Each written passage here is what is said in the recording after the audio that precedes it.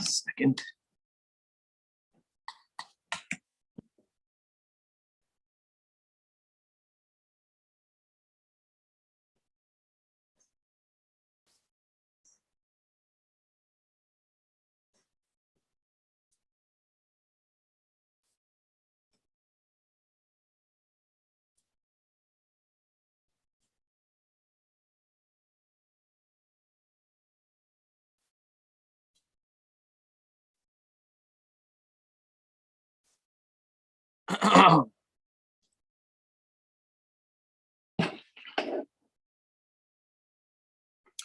Good morning. With the help of Hashem, we are learning today's 3 prakim Rambam. We're going to be learning Hilchos, Yibum, and Chalitza, prakim Vav, Zayin, and Ches, actually making a siyum on this series by learning Perek Ches, starting with Perek Vav.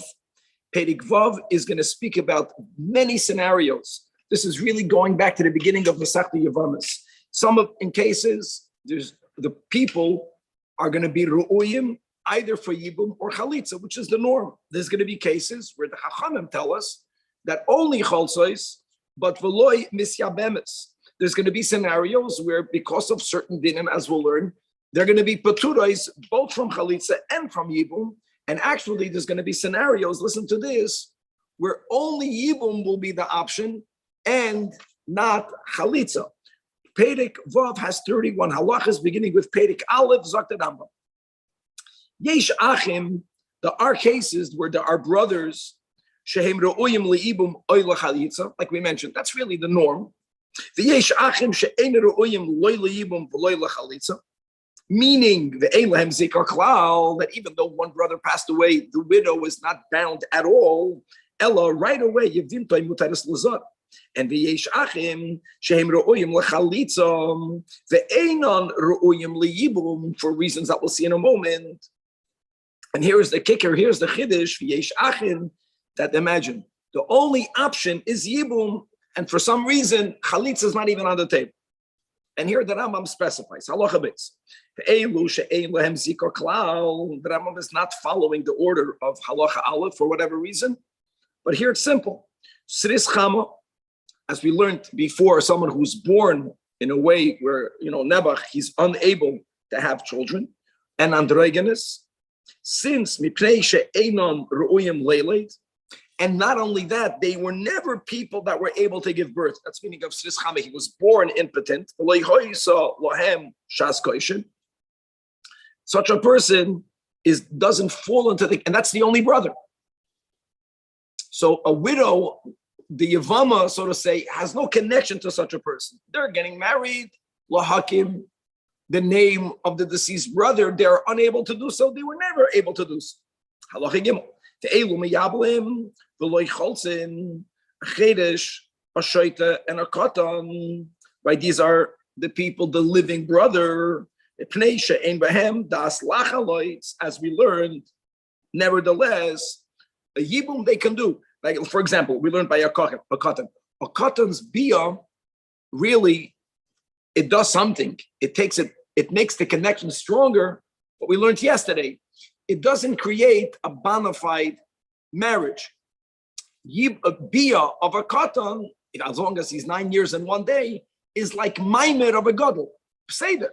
But it's something that he can do, and it makes them bound. And then when he'll become an adult, he'll have another act of bia, and they'll be full-fledged married. Here's another sad part. The chedesh, who we learned yesterday, his marriage, right, is even weaker than that of a minor. So he has a mitzvah to do it, but eina moitzi lo olam. Why? Mipnei shebe'i losoi, indeed, oisa, eishes is gemura. And a chedesh, even though, like we mentioned, biblically, a woman can get divorced against her consent or without her consent. We don't need her consent, but the man must consent. A chedesh is someone who's unable to consent. So Mela, if he married her as a chedesh, so the way it went in, the way it went out.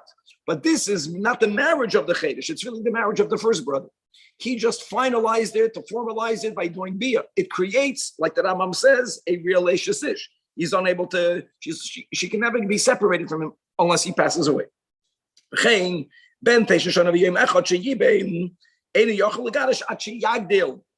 As we learned, right?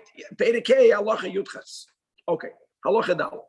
So we were focusing in the beginning, and it's very simple, only a few halachas regarding the man, whether all of these four categories of ru'uyim for both, le'yibum and chalitza, not ru'uyim for either, only for chalitza, not yibum. And now we just looked at this unusual case that there's an ach, like we said, these brothers, right? The katan, he's only ru'uyim le'yibum, he's not ru'uyim chalitza. That was all mitzad, the guy. Now, from Dalit until the end of the Pedic, we're going to focus on the status of the woman, and she can be the cause for all of these scenarios. Halacha Dalit, ve'elu cholzen. I'm sorry, we're not done. We're not done yet. I went to hey, we're not done. We're still focusing on the guy. Here will be the cases that because of his status, only cholzen of lemiyabim has feikois. Now, guys, we're going to learn a whole Pedic. Today's final Pedic Ches, will be about scenarios of sveikas. But let's begin with these types of sveikas. Going that he is a suffix erva. One example would be of a suffix erva is that a person gave a father of two minor girls money for one of the sisters. We don't know, and the father was makabel the kedushin, but it was never clear which one was he makadosh. Such a person is not allowed to marry either of them. Okay, so that woman is a suffix. Knows you're not allowed to marry the wife of your sister. And this is not bidei shamayim, because if that will be the srashama, if it would be bidei shamayim. Or uchru shavcha v'chayotze behem mimini hasirus. In other words, again, we learned the whole point of getting the marriage is abachoyer asher telei yakom al shem achiv. Here he's unable to have a child. Or if someone is very old, which meaning shetashas koicher v'chashel is unable to have a marital relations. These people, since they can't do Yibum, but they are bound enough that they're obligated to do chalitza. Im bal siris adam then takakana, right? Even though we said that ideal only do chalitza. Now what happens? Beget, because of another din that we have in Parshas Emor, I think that a man who has these physical blemishes, a woman of Yiddish pedigree may not be married to him. So it had an effect. And it's not that after the get, you have to do chalitza, because we say that this bia actually affected the marriage, but you have to get divorced. Only chalitz v'lo miyabim, suffix. I don't even know why the Rambam has to write Mipnei Shehu suffix. I think tumtum physically doesn't have the organ to do the bia. But anyways, it turns out that he's a zachar. Then he's like any other person. He's not a halachic doubt. We don't know what he is. And the shar kol ha'achim will be in the category of the ideal. Atkan is about the man. Now we're going to focus on the woman. Either chalitza or yibum. And there are certain women mitzidam because of this widow yavama she'einon ru'uyos chalitza yibum. And then, in other words, ve'ein aleim zikar klal. And therefore, umutaris linosi lazot. V'yesh yavama shem ru'uyos l'chalitza and not for yibum. And here also, just like we had by the man, this is the most biggest chiddush, that there'll be scenarios where the only option will be yibum, and chalitza is not going to be an option. And now, until the end of the Pedic, we're going to specify all of these heichatims. If she is a chareshes, if she is a shoita or a katana, again, since which is ideal, at least like we learned yesterday, the seder of the chalitza, there's going to be reading that's done. By the way, the act of chalitza also has to be done with kavana. That's also part of it. So kavana means they're doing it l'shem. They don't have enough das.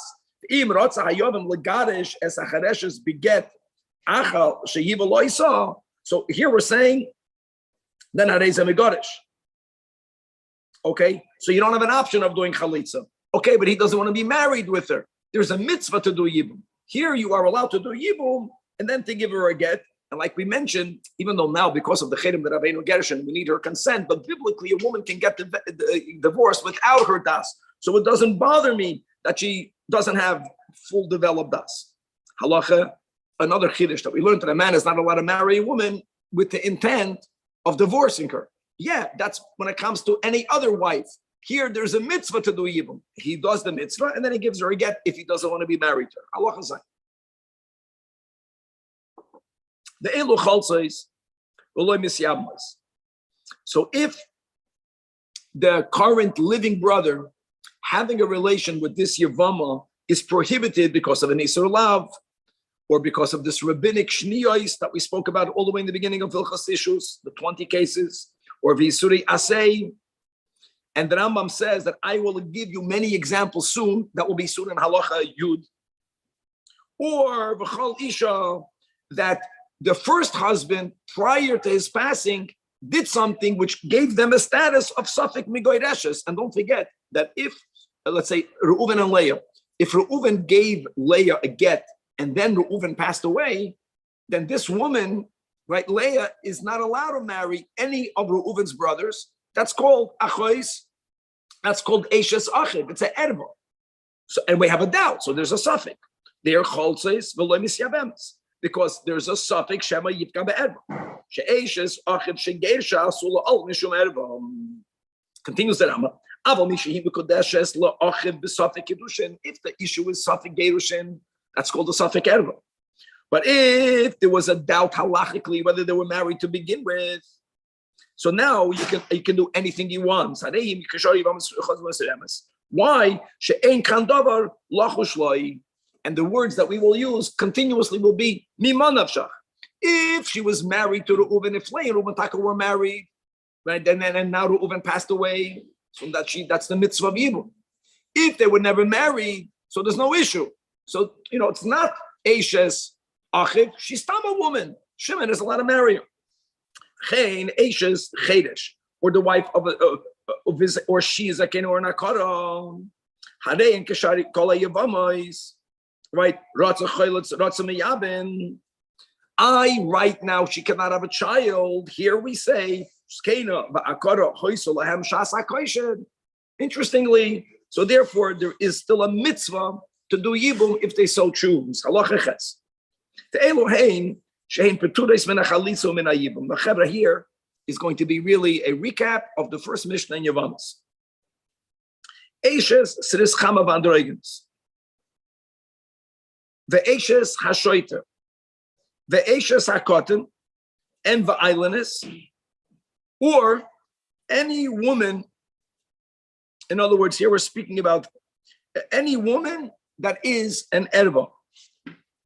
And Pashit, I just give you the first example we had over there in Yevamos, that Reuven married Shimon's daughter. And by the way, a man marrying a niece is not only permitted, but theoretically it's considered a mitzvah.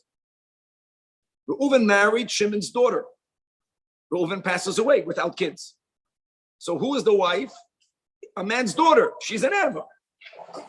And Shenemer, as it says, "V'lo yimach shmoi bi Yisrael." So from here we learn that comes to exclude that if the issue of being unable to have kids is coming inside the guy, Prat l'sris chama, who never had a shas hakosh, and androgenes sheshumam already machui, or she was an ashes of a sris chama. So the brother himself was never able to do it. The one who passed away.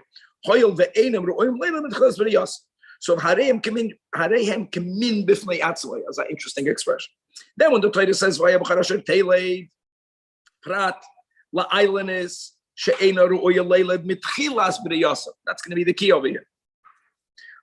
Loitia eshes hameis. Eshes hameis implies prat a wife of a shayter or a katan, because you don't have biblical issues. Bepnei shem issues klal. Even though we mentioned that Rabbanan, there's a certain amount of marriage, but the Torah, we're quoting a pasuk in the Chumash. And when it says, isha, marry her as your wife, this is a mitzvah on the Yavam Prat La'erva. She'ein loy balakuchen. Anytime there's an Isur Karis, then Kedushin is not Toifus. So Halacha Teskate said, for example, Yavama she erva al Yavama. An example. Kegoin, Shahoisa, Achois Ishtoi. Shimon, the Rambam is giving an example. Shimon is also already married. Reuven is married to Leah. Shimon is married. Shimon is married to the sister of Leah.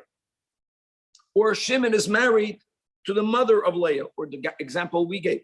Oy Bita, it's going to be his daughter. In all of these cases, in other words, a man cannot marry his wife's sister, a man cannot marry his mother, a man cannot marry his daughter.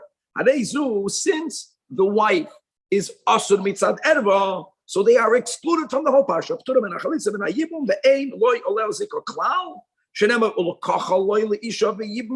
Again,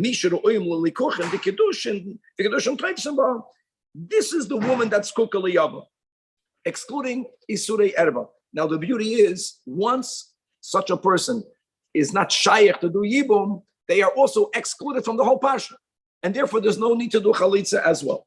Halacha yud. But if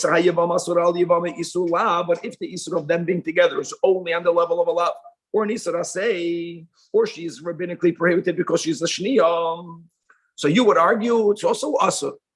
God does not want you to do something. No, says the Rambam here, there is still a zika, and therefore you have to do chalitza. Taka, you can't do yibum. Question is, because again, the whole exclusion is from the word ulakacha loy leisha. Ulakacha means halachic marriage. You can't do marriage, but this woman, the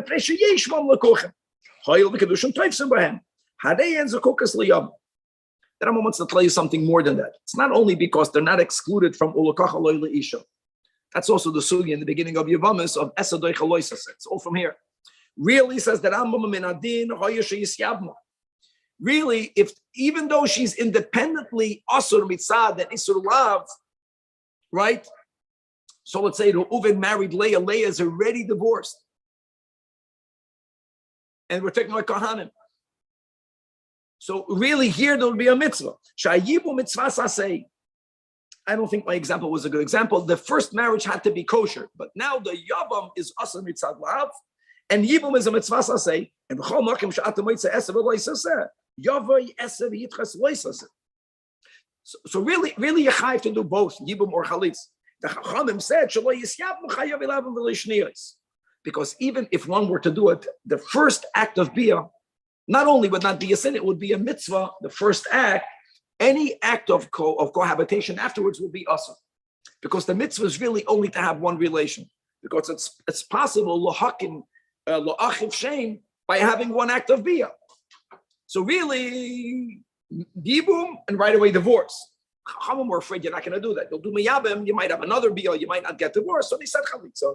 You say to Shem Yava will be a shniyah, and the second bia will be asura, because the second bia is not the mitzvah.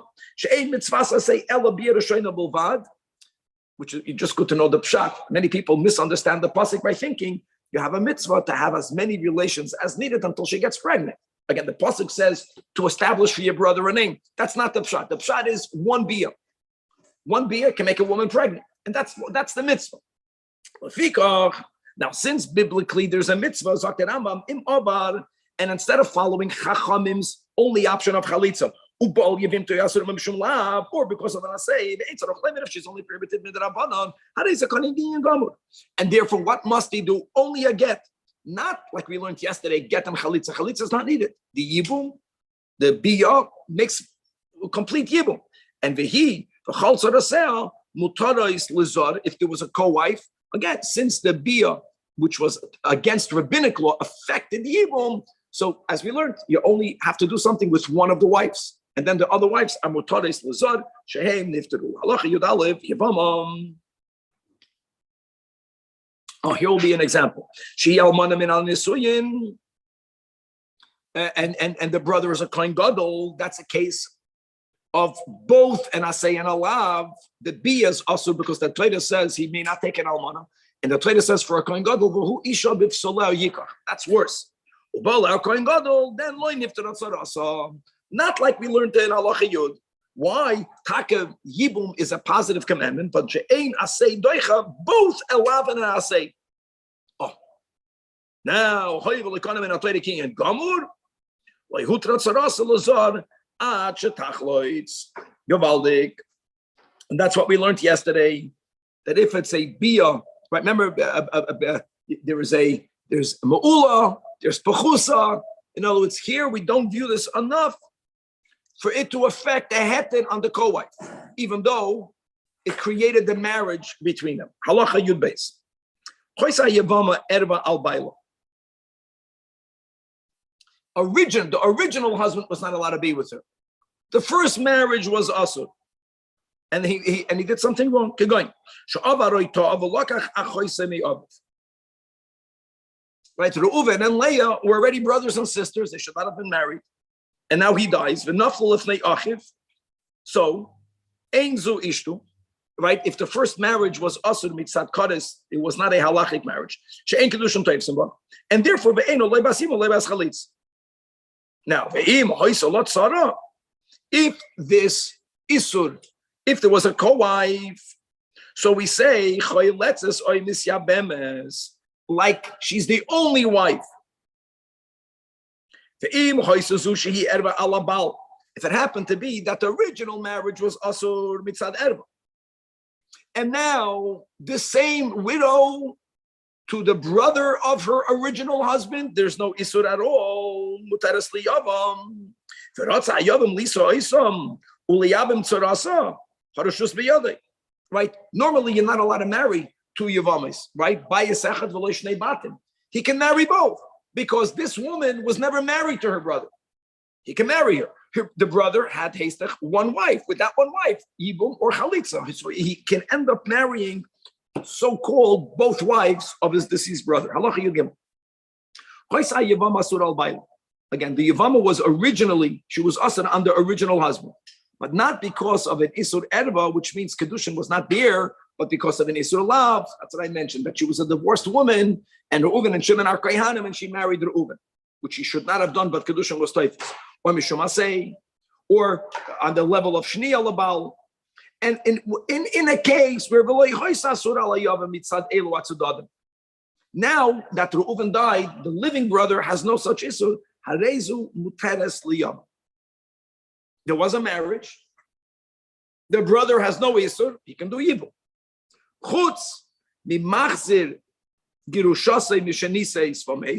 Reuven married Leah. He divorced Leah. Leah married another man. The other man died. Reuven married her back. That's an Isur Lav.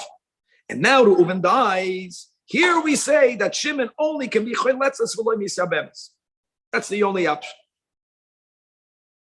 V'chein Yavama shehi safik erva ala yavam against feikois or safik erva on the bailom. Here also vachalitza v'lo misyabemes. Lafikach therefore says that Rambam misha kedusha b'safik kedushin. First marriage was only a safik.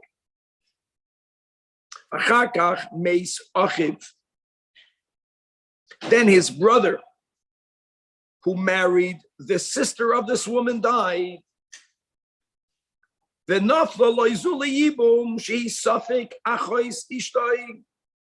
not, right? Because maybe there was never a marriage. Here, that's called the Safik Ervem. Wow. And he explains why. Because Safik Erva. What's wrong with staying married to your current wife? All right? That's Safik Kedushin. Because since you have to do chalitza, so there's a rule that you can't be married to the relative of your chalutza.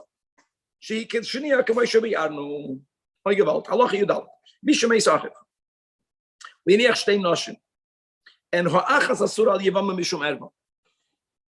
so let's go again. Reuven married Shimon's daughter and Stam another wife. And as we mentioned, the daughter Shimon is an erva to marry his daughter.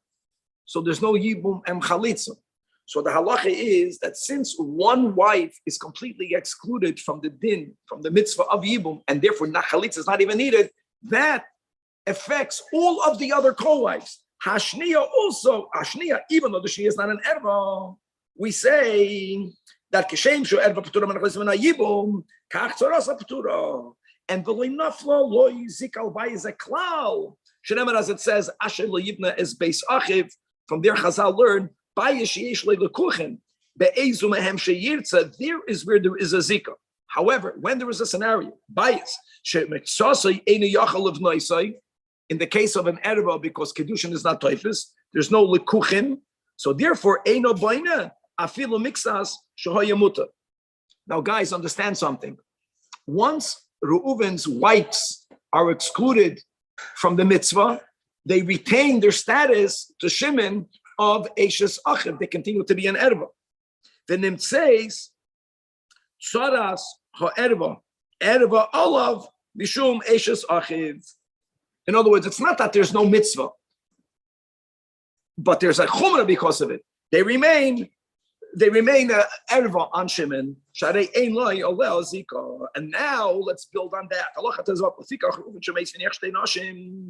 One of them was an erva on Shimon. One of them was Shimon because Reuven married two wives. One was Shimon's daughter. However, but Levi has no problem with either of the wives. So, like we mentioned. In other words, he's not bound to any of Reuven's wives. But both of them are bound to Levi because none of them were an Erev on Levi. Now, what happens if Yibum Levi ha'achas mehen shehitzaras erva shel Shimon? If Levi didn't do Yibum with Shimon's daughter, Levi did Yibum with the other wife, with the other co-wife, and Levi already had another wife, and now Levi passes away. So now Levi died, leaving two widows. Neither of them are Shimon's daughters. Here's the Chiddush of Tezvav. Now we say both of them are also excluded from vachalitza and from Yibum from Shimon. And therefore both of them remain asur on Shimon, mitzad the erva of Eishes Achiv. Why is that? Because one of the co-wives, one of the wives of Levi, used to be a co-wife with an erva. And the other one is the tzara of a tzaras erva. And v'chein adin b'tzara sarasa at seif ha'olam. Shekol isha she'ein loy oleh zika. As we mentioned, even in this case, what happens now is the isur eishes achim eves lo olam halacha tezayim v'chein eishes achiv shaloi hoya beilamay. Guys, a wife of a brother who died before the younger brother was born, right? Reuven passes away. When Reuven died, he only had one brother, or he had no brothers. He left widows or a widow. After the death of Reuven, Levi is born. No zika. Why is that? Why is there no connection to the brother? Because the Torah says, which means that they needed to be alive, the one who passed away, and any of the living brothers, they have to be alive together. Don't even word it that Levi has to be alive when Reuven dies. Word it that Levi needs to be alive when Reuven is alive, even only for a moment. And therefore, so then don't forget that normally the rule is that a man is asur to Eishes Achiv mitzad erva, harezu erva olav lo'olam, because of Eishes Ach, and therefore Levi not only upeitera soras. What does it mean with Ketzad? What does it mean by that? Reuven shemeis, and he leaves a wife. And nafal lifnei Shimon. Okay. Now, before describing what Shimon did, achar shemeis Reuven, a second later, can even be only a second later. Noilad Levi.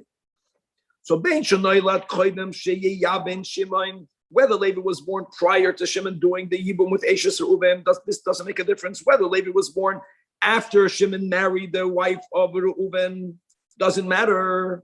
Harei Eishes Reuven will always be an erva Levi, because when the Torah says don't marry your brother's wife, it doesn't mean if you were living when he was married. No. Now what happened? Now Levi and Shimon were alive at the same time. Ime Shimon, and now v'naflazu. This woman who used to be Reuven's wife, and Shimon had his own wife. Both of them fall before Levi. That's Poiteres Tzarasa. Shtei Pturas Menachalitzu Mena Yibum. Pasha, because because one of the wives is an erva. And when we say that an erva is excluded from the parsha of Yibum, bein chalitza, and it affects her co-wife, that's mamash our case. Now, more halacha yudches. Also, is just an extension of yes. And now we're going to extend it further. Very good. There's many through this chapter. Yeah, many halachas are building one on the other, which is adding another kedech. Yudches is weiter ahemsh. Also, Shimon Maimer b'Yavimtoi, who is Eshes Reuven, he did not marry her. He only did Maimer, which, as we learned, is like a rabbinic marriage. And now, why would Shimon's other wife, be excluded from Levi? Because she's a tzara of an erva. But over here, it's not a real tzara because they're not fully married. And now, it means on a biblical level, Shimon Bechlal didn't do anything yet with this erva. On the biblical level, Shimon only died with one wife. That one wife does fall to Levi, either Yibum or vachalitza.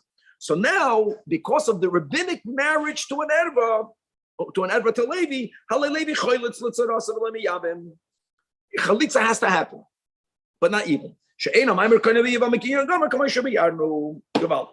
Now, new case, halacha yutes. If whoever learned Yavamas, this is such a great chazara, and for all of us, even if you didn't yet learn it, we all learned it when we were in our mother's wombs. It's mamash gaval. Halka. Halacha yutes. Isha shezinsa tachas bayla baratzon ube'ed. Case where a woman, God forbid, committed adultery, and there's witnesses, which means that the husband halachically needs to divorce his wife. But before he was able to do it, he passed away. This woman falls in front of a Yibum. Says that Rambam, now, if a woman commits adultery, the isur is asur labal and asur laboyel. We don't speak about other men. Other men can marry, correct? And I know that this is not another man. This is a brother-in-law. Doesn't matter. But here there's a mitzvah of Yibum. How do we put this in that? So it says that Rambam Harei Yibum. She's excluded, and therefore, if there was a co-wife that did not commit adultery, it's as if she's the case of the erva, that excludes herself and all of her tzaras. Why? It's with a kshuva. As it says regarding a woman that commits adultery, she's considered like an erva. Not edim that she committed adultery. She became a soita, as we'll learn soon. We're going to learn this already next week. Right? There's a Beis Hamikdash standing. I'll give you an example. If a woman is only mikudeshes to her husband, and there was kinui and stira, she becomes a soita, but there's no solution of her drinking. And therefore, the Torah says you have to get divorced, elabas gerushin. So it's not as bad as. And now, before the Reuven, her chassid, gave her gerushin, Reuven dies, and he leaves her brother Shimon. And you know something, you know what we say? We say like this, that if this woman, right, was asur, b'mutarla means on her original husband, generally on your husband's brother, you're always asur. In asur, b'mutarla is asur l'kolchei. That's the logic over here. So, but numbers then there is a bond, so you got to do chalitz. And furthermore, but that issue of you have to do chalitza doesn't exclude her from the din of Yibum. So therefore, if there is a co-wife, then the brother can do with the co-wife both options. And by the way, we have the same halacha, a tzara of a chayav elaven. The tzara of a chayav elaven also, it's not just chalitza. Okay, Reuven is married to two wives. And one of them, very good. And one of them is a shni on the yavam. One of them. Might declare. Or chayav elaven. Or chayav ayasei. Or islanders. So as we mentioned, even though, right, you can't marry that one, but harei tzarasa muteres. And muteres means either this or that. Choylzos are misyabis. Avol hachoylech, hachoylech liyavim toim. Person made chalitz. For holcha, achoytz chalutzasei. Now guys, a person cannot marry the relatives of his chalutz. So the sister or the mother, and didn't marry, the Reuven died, there's Shimon and Levi. Shimon was the one that did chalitza to one of the wives. A relative of that woman married Levi, no problem. And Levi already has another wife. And now Levi died. Think about this. And now v'navshtem lefanov. So we say that kishem shekarevas chalutzasei asura olav. That's the concept that we're learning now. That affects chachsaras asura. And we look at them as if they are both shniyos. Now, this is only a rabbinic exemption. Whenever you can't marry them only rabbinically, you have to do chalitza. So then, it's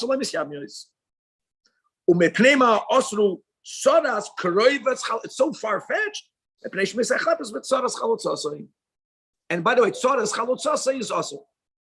And they extended it further. Now, one husband, Reuven married two wives. And one of them is an erev on the Yibum. So normally the din is, right, if Reuven married Shimon's daughter and another wife, Shimon is out. There's no issue. No. But he says, the Shimon's daughter is already an islandess. It means that they were never able to have children. Now, of course, Shimon is not allowed to have a relation with his daughter. But here, tzorasa muteres. It doesn't exempt the tzara. You know to what level? B'chlal not. And Shimon now not only is mechuyev to do chalitza, but if he wants, he can even do yibum. What's the logic? It's tzaras erba. The island is eino bas yibum b'chlal, like we learned before. So therefore, if she's as if she doesn't exist, and all of the zika only falls on sarasa. Another case,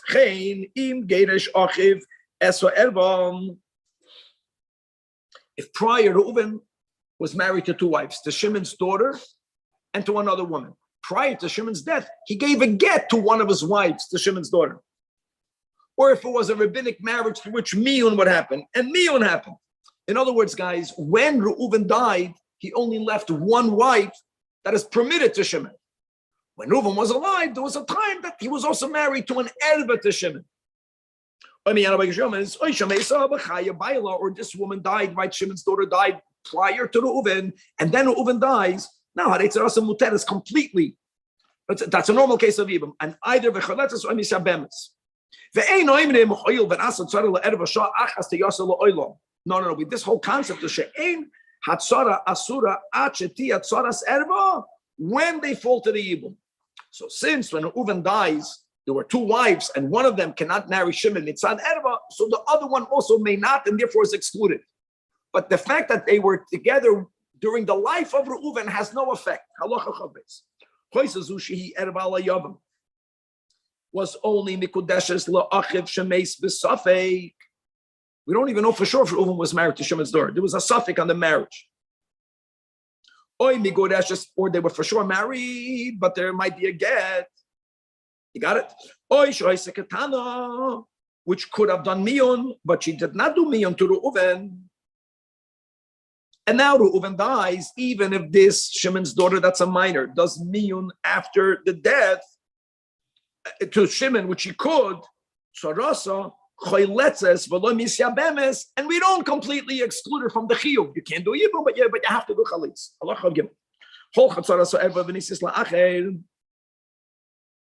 Reuven is married to Shimon's daughter and to another wife. Reuven dies. So we say, okay, there's no issue here. There's no bond. Fine. So the other wife married someone else. And at some point we discover that Shimon's daughter, one wife of Reuven, the reason why they didn't need to do anything, now we discover she was an islandess. And as we just learned in Halacha Chaf Aleph, that if the one that's an erva is an islandess, she does not exclude the other one from the obligation. I got a problem. No, now it chaps that this one of Reuven's wives married Lashuk prior to getting Yibum or Chalitza. So tehei hatzara, teitzei hatzara mi baila. And now that she did marry someone else, she's not allowed to get married to Shimon. V'tzricha like this. She needs a get mi baila because Kiddushin is toifsin. A man is not allowed to marry a Yavama prior to getting Chalitza. Taka. It's a lav. Kiddushin is toifsin and chayali lavin. So you need a get. and you need to get chalitza from the Yivama. The Yivama cannot marry her because she was married to another man after there was the bond. But she needs chalitza, and then kedei latira l'shuk. Halacha dalet. Yavam yibim hayavam atzara, because fakir Reuven married Shimon's daughter and another woman. They thought that Shimon's daughter was an islandess. So it comes along Shimon and he does Yibum with the co-wife, with one of the wives of Reuven. Yibum hayavam atzara v'dein islands. Then it turns out that Shimon's daughter is not barren. She's an islandess. That means he was not allowed to marry her. And by the way, if he was not allowed to marry her, then she's an erva. Erva means kedushin was not even toifus. So here, teitze biyavama beget, and guys, this is for sure midrabanan. This is midrabanan, because something we learned many times when people live together as husband and wife. Sometimes we say it looks like they were married. No one should think that a woman can get out of a marriage without a get.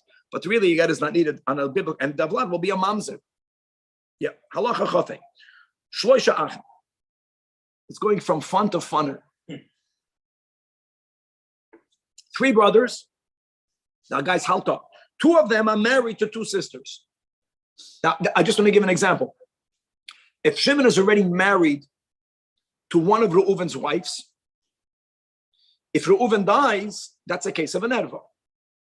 We're not talking about Eishes Ach. Eishes Ach is the only erva that's taken away when there's a mitzvah of evil. Your wife's, your brother's wife. But your wife's sister is another Isur erva, as long as your wife is alive. That will be a case of an erva. Okay, so two of them married 2 sisters. And the third one, Levi, is married also. They're all married already. And by the way, being married has nothing to do, because then you can marry 2 wives at the same time. And Levi is married to another woman. Now, Mace, who died, let's go to many cases. In the first case will be is that Levi, who married a Nachris, passed away. All right? Now, this Nachriya, we'll call her, not Rechia, is non-Jewish. Nachriya means the widow now is not related, not to Reuven's wife, not to Shimon's wife, which means that she's a kuka to every single one. The case here, and anyone taka has a mitzvah to do it. The case here is no one married her yet. Prior to any of the brothers marrying her, as they should have Yibum, one of the other brothers died. Now, what did we learn? That if a man is married to 2 wives, if one of them is an erva, not only don't you do Yibum and chalitza to the erva, if there was a co-wife, you also exclude it. But this is a gavaldik case, because here, Reuven or Shimon, whichever one died, their current wife is an erva, so they are excluded. This other woman is a kuka liyibum. Is she excluded because her now potential co-wife is an erva, or they're not married enough for her to be excluded? Even though she's not really a co-wife yet. That's the hope. That's what makes the problem. How great is this? Oh. This Nachriya needs to undergo chalitza.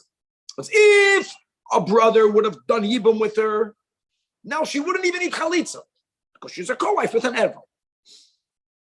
You can't do Yibum with her because she was a psashtikal co-wife with an erva. So the solution is chalitza. Guys, these are the words. She's called Soras Achois Ishtoi. Now, guys, Soras Achois Ishtoi is excluded because it's Soras Erba. But she's not a real tzar. She's only a Soras Achois Ishtoi. Bezikas Ochib Shemei So Achroin. Now, further, build. Let's go right. That's why we have a whole day like this. Elafilu Geiresh Echad. We just have to have the case in your mind. Afilu Geiresh Echad Mibale Achoyos Es Ishtoi Achar Shemeis Hanosui Nochres. Even if one of these brothers, Reuven or Shimon, divorced his wife, one of the sisters, after Levi died, he divorced his wife. Again, the same case as before. He didn't do Yibum yet with her, but he divorced his wife. So it's even less. That means that when he died, he didn't even leave one wife that's a erva. He was not married. He died leaving a zika to a nachriya. Gewaldig. And now Omeis Amagorish, still this Nachne is only vachalitza for misabemes. Choil v'nasis. Soris achois ishtoi bezika sho achas. You can't do a marriage. Now, guys, the Rambam wants to make it clear, this is only midrabanan. And actually, there's going to be a kasha. Why don't we apply this logic to other cases? As the Rambam will go in Chavav. But 1 second. Why midrabanan? Because she'im tisyabem shema yavoyu liyabim oisoi, even if he didn't divorce her. And if he didn't divorce her, that's the first of the part of Chafei. Gewalt. Now, says the Rambam, if you're going so far, in the following case, what's the following case? That what? When marriage is involved, Shaharei, listen, Saras Erva Banasuyin. We just learned this above. Guys, Reuven is married to Shimon's daughter and to Stama wife. But before Reuven's death, right, he divorced the daughter. So he said that Im Gedish Eso Erva Vameis, and then Reuven dies, Shimon is obligated to do Yibum or vachalitza, right? Now, why don't we say, make a gzeda? What will be the gzeda? If you'll do this, then maybe even if you would not divorce the erva, you think you can do a yibum to the tzara. And by the way, doing yibum then to the tzara is asur mitzad erva. Because whenever you are exempted from yibum and chalitza, you may not get married. So why do you make a gzeda over there? And it says that you do a lakol. No one will do that. But the case of Chafei, no one knows about it. And right, and Rabbi Shalman Taka was going to ask a logical question against it.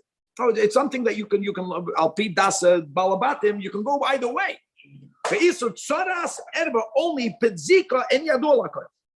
And therefore, even if this Gar Erba, so the Shiddush is even if this Gar Erba, even over here, now guys, Cholsois.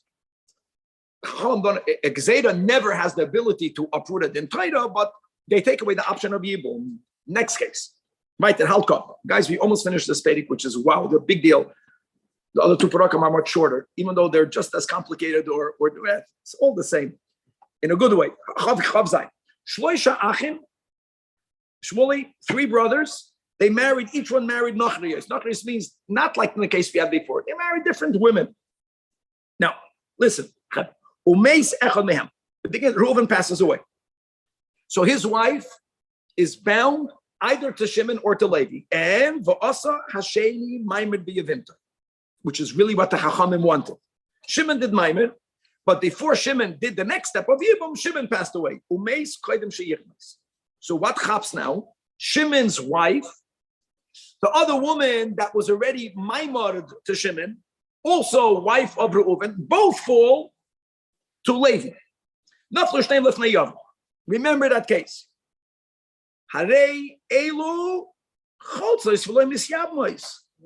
You can't do Yibum with neither of them.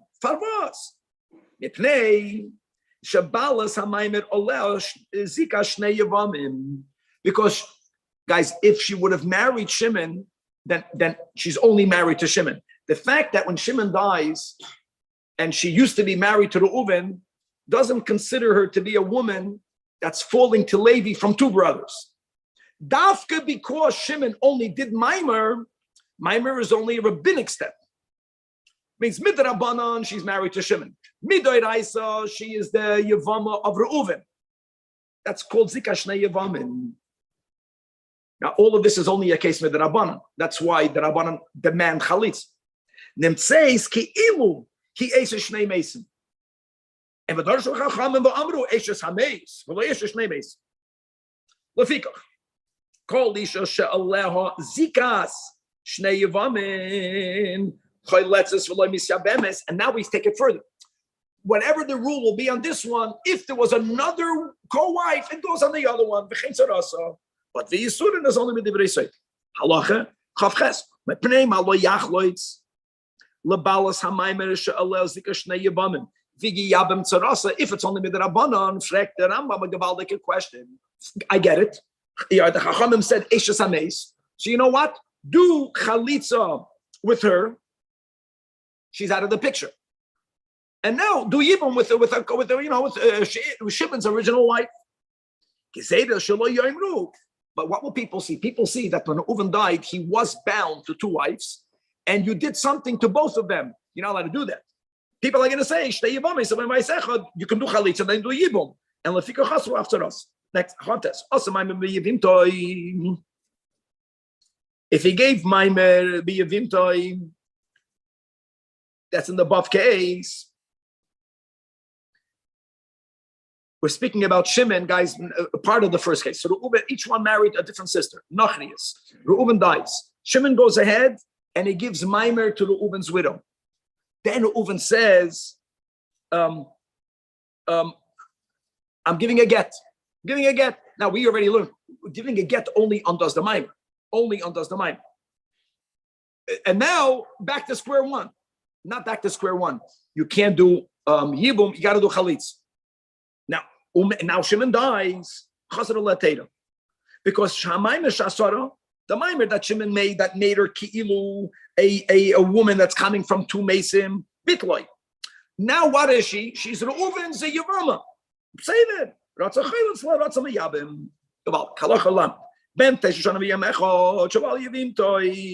did we learn yesterday, my friends? That even though a bia of a 9-year-old is called a bia, and nevertheless, it only affects a marriage on the level of a maimar until he becomes an adult. And katan. And now the nafla pam shniya lifnei achiv hagadol. Same thing. So the same thing. So this woman is coming ki'ilu from two brothers. She's from Eishes Shnei Mason. And therefore, again, the living adult only chayletzes misabemes because shebias ben teisha kamayim ben gadol kamay shebi anu v'nimsa salau zika shnei yavam. Final halach in this page. Halach lamadal. Misha chetz yeshivcha v'chetz yabas choyden sheneskacha little uvein. Now, is that marriage a marriage? A woman who's half a slave, there's no marriage, so there's a shayla, so that's not a full-fledged marriage. And after the woman married her, she was emancipated. Now there's a boy in the Gemara, what happens? There's two ways of looking at it. Either we say, since she's now a fully free woman, so the marriage that Reuven gave her is automatically nullified. It's not the same woman. So she's not bound to Reuven at all. Or we say, Adarab. The Reuven gave her Kedushin. It wasn't Teifas on all of her because some of her was a Shivcha. Now that she's emancipated, she's fully married. So it's either she's not married at all or she's fully married. And now v'chazrav and iskacha l'shimin. And what's the shaila? Reuven did not divorce her, right? That's called mikudeshas misafek, based on what we explained above. And now they both die.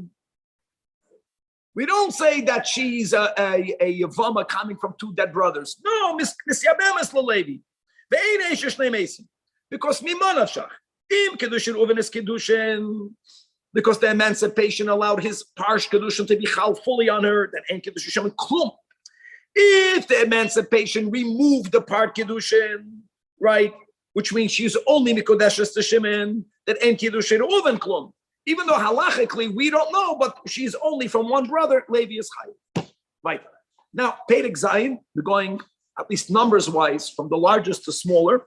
Perek Zayin is going to focus about achois zikul kosei, and we're going to learn the din that achois zikul kosei, as we'll explain, can only do chalitza and not do yibum. There's going to be many complex cases built on this rule of achois zikul kosei rak cholzos v'loy misyabemes, and actually we're going to have a scenario which is going to be very rare, where you can't do yibum, you can't do chalitza, but there is a zika. That will be from the very few instances that the only way this woman will be allowed to get remarried is if this brother will pass away. Very unusual, rare case. That Chachamim allowed for such a thing to come about.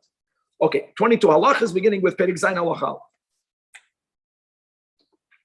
Shnayim min ha'achim nesuyim l'shtei achoyes.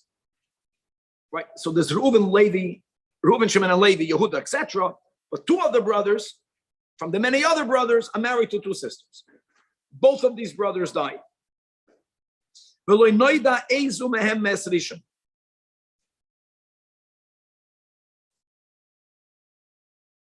We don't know which one died first. Why is that? Because a man is not allowed to marry two sisters. So normally you would say that Levi, right, should be Meyabim, the first one, and then the other one is Asa. You don't know which died first. The first one, there's a chiyuv. On the other one, there's nothing. You're exempt because she's an erva. Exempt from Yibum. And from vachalitza. Yeah, that's what we learned the last pack. Now, Levi doesn't know which one died first. And zika nafla al shteyem. So what do we do? Shteyem cholzas v'lo miyabmas.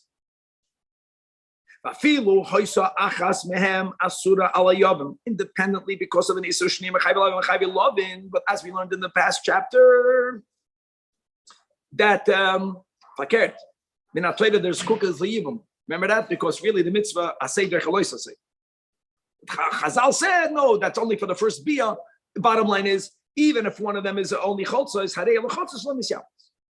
Avo if achas mehen hoise erva olav on the living brother for independent reason because she's an a mishtoi or a bita, harei achoisa muteres loy. Right? Even though we don't know who died for, doesn't matter. It's that that wife was anyways excluded from it.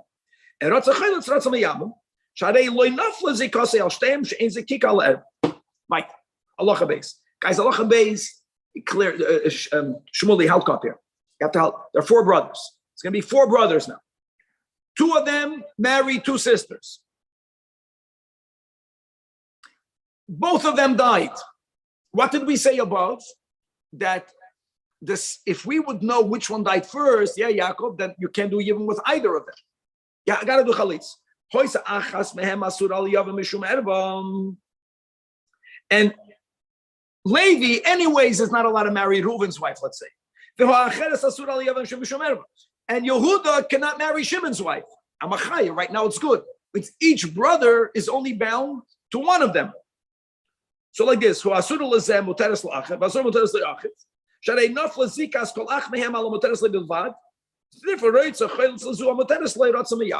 Weiter, simple. Halacha Gimel, Meis Echad Min Ha'achim. The Nafla Ishtay Yibum. Achar Kach Meis Sheni. The Nafla Ishtay Shehi Achois Rishayna Yibum. Harei Shteyem Kayamois. Shteyem. So it says that Rambam here.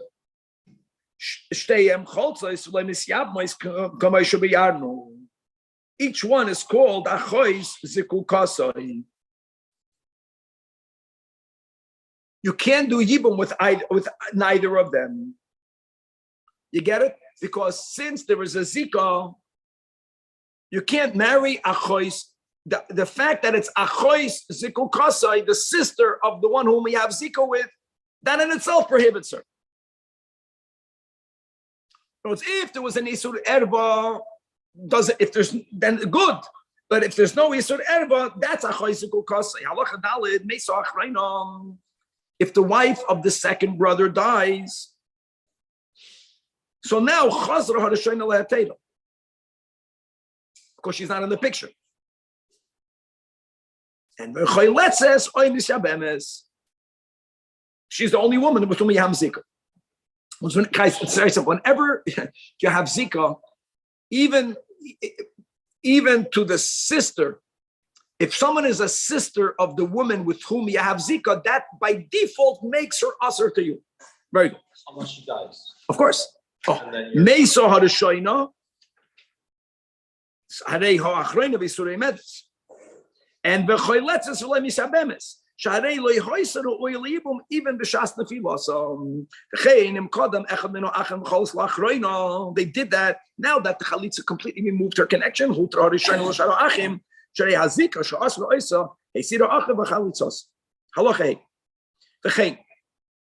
if the wife of the first brother, right, for whatever reason, and v'kodam v'yibem eso achroina, which is muteres loy. In other words, since he was never permitted to marry the wife of the first brother, The wife, which is the sister of the second brother, never became prohibited. No, it's achois zikul kasi. No, they were usher on the first. And it was miyabim the achreina. We're speaking about the four brothers. There's more than three brothers. So now, hutra rishayna l'sharo ach. Sherehu achreina she'asra oisa aleim. She was the cause of this issue, was miyabim. So she's out of the picture. Once she's out of the picture, so then chazra to the din of normal yibum. Avla oisa achreina she'asra alechal miyam bulvad mishum erba. Harehu miyabim lo rishayna. Same thing. Since he's not permitted to marry the wife of the second brother, mitzad erva Yaakov, so the wife of the first brother never became usher to him. There was no zika. If she was never usher, then either miyabim or chalitza.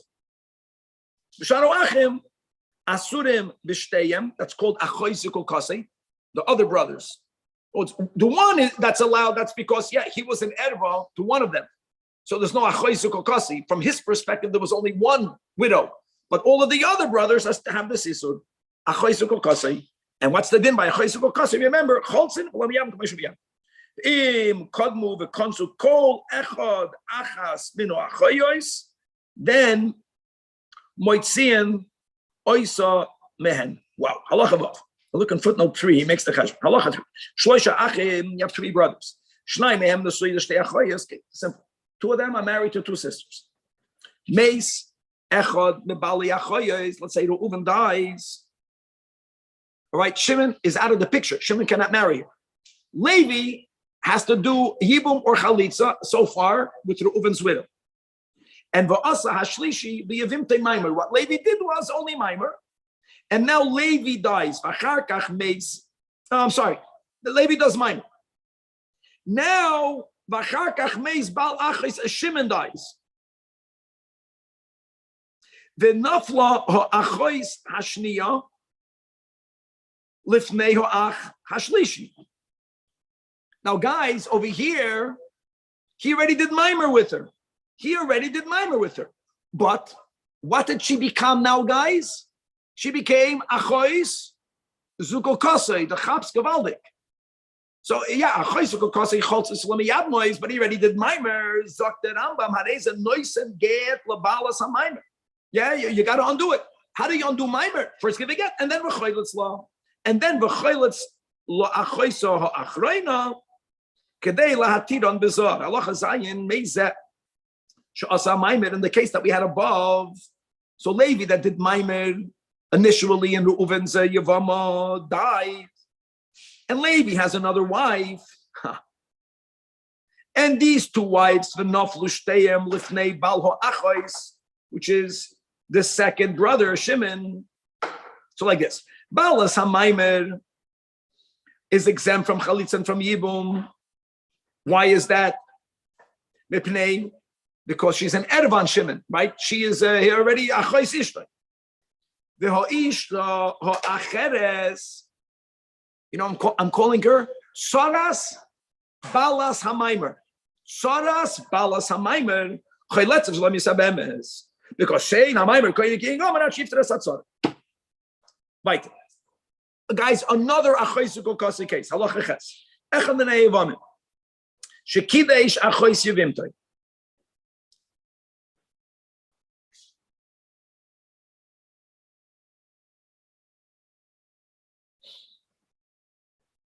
Which is awesome.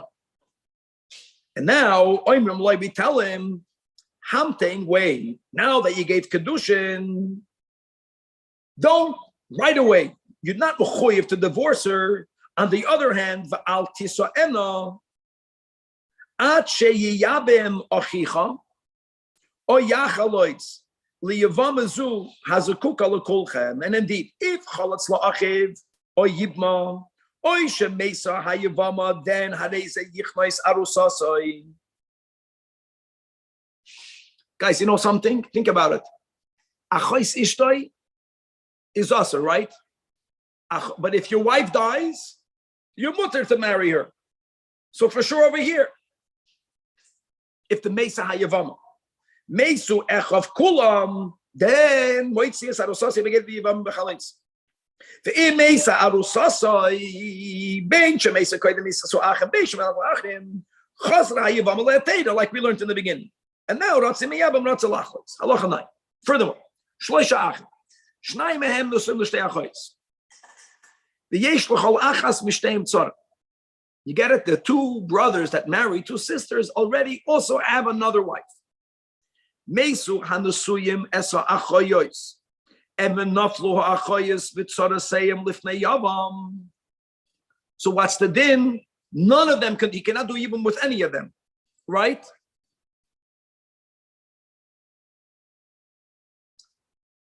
Achas achoysikul kasai. The other one is called Saras achoysikul kasai. So in other words, he must do chalitza. Now, im chalatz lit sarais niftaru achoyis. But if first he did chalitza with achoyis, normally then is if you do a chalitza with one wife, the other ones are permitted. Not over here. We learned that yesterday. Loy niftaru tzarasei machi chaltzu at sarais. Was whenever you do chalitza with a woman with whom you cannot do yibum, what is that called? It's called chalitza pchusa. An inferior, and what's the name of an inferior chalitza? It's matter her, but not the other co-wife is still bound. Because you cannot allow to do yibum because of a chaysu kokase. Great. Halacha yud. Chavra Yeroli, the Rambam says. It only means it's not written clearly in the Gemara.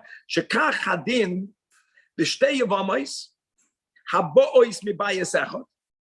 If one of them is also on the yavama, not the erva that exempts because of a shniya v'chayotzeba. And what did we say that you can only do chalitza midoraisa? You can do yibum, but midarabanan only chayletzes. Oy mechayav yam mechayav say sheim chalatz la asura. The Rambam says the same logic. Since the Chachamim were the ones that said you cannot do Yibum, fine, you can't do Yibum. When you do Chalitza with a woman with whom you can't do Yibum, it's only matter her, but But on the other hand, if you did Chalitza with the other wife whom you could have done Yibum with, that's a Chalitza Mu'ula. Hutra Asura. Halacha Yudalet Shleisha Achim. You have three brothers. Shnai Mehem, Reuben and Shimon are married to two sisters. And the Shlishi is married to a Nachas, to a Yiddish woman who's not related to any of the other wives. Now, let's say Reuven passes away. So what happens? We said Shimon is not bound at all because Shimon is Erva. So this Reuven's wife falls to Levi. Levi does Yibum with Reuven's widow. And then, now, Shimon's wife passes away, and now Meisa Shlishi, now Levi dies. Shimon is alive. Shimon is alive. Only Shimon's wife died. Which does not have a wife right now. None of them now are Erva, right? Wow. Why? Ha'achas b'pnei shohoisa achois ishtoi b'shah shemeis achif harishai. When Reuven died, that woman theoretically went to Shimon and Levi, but she was excluded from Shimon then because of the erva of achois ishtoi. So once she was excluded, Nesra olav lo'olam mishum eishes ach. Gavaldik. No, since Shimon was not allowed to do Yibum with her because she's an erva, that means that the original eishes ach stands. And now Levi's wife is a tzara of an erva. Great. Kedin eishes achiv shalai sevilami. And manam mishum tzara so halach yudbeis. Two brothers married to two sisters. And you know what? One of these two brothers died. V'acharkach meis ishtoi shel sheni. Harei zu asura oilamis hoil v'nesra olav b'shas nefila. As we learned above, the chiddush here is in contrast. Aval hamachgadish es ishtoi. V'achzira and v'meis harei ze muteres liyavam. I afal pishin esra all of b'shaye aviv b'shah shegersha. Stam guys, a stomach case shuki. A guy's married to a woman. He divorces her. He remarries her, and he dies. Now hold on a second. I'm a simple question. When a woman is married to a wife and he divorces his wife, at that moment that he divorced her, the brothers can never marry her. Eishes ach. There was a moment that now he remarried her, they are allowed to do Yibum or vachalitza. Since in other words, misas habal is what brings her to Yibum.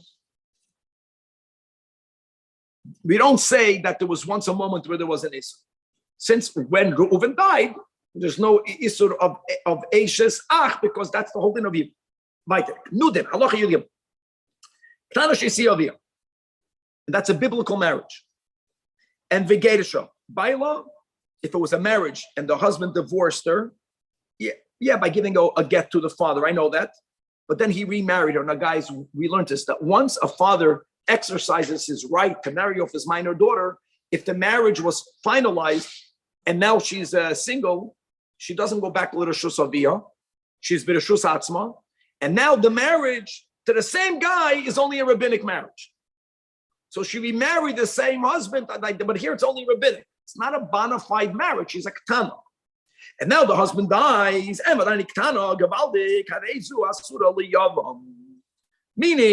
Meaning, my friends, why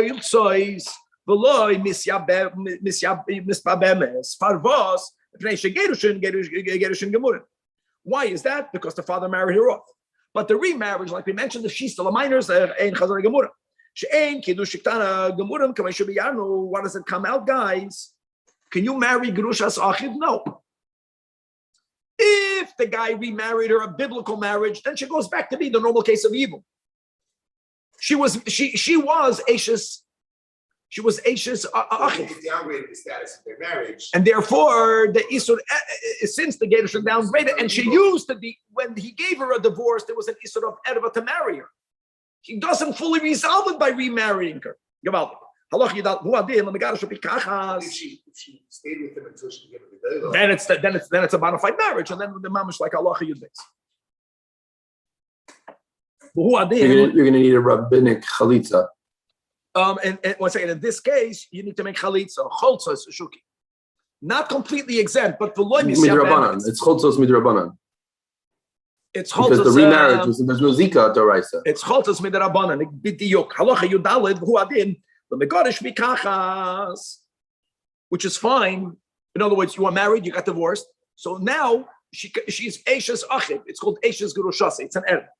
And now she becomes deaf mute, and you remarried her.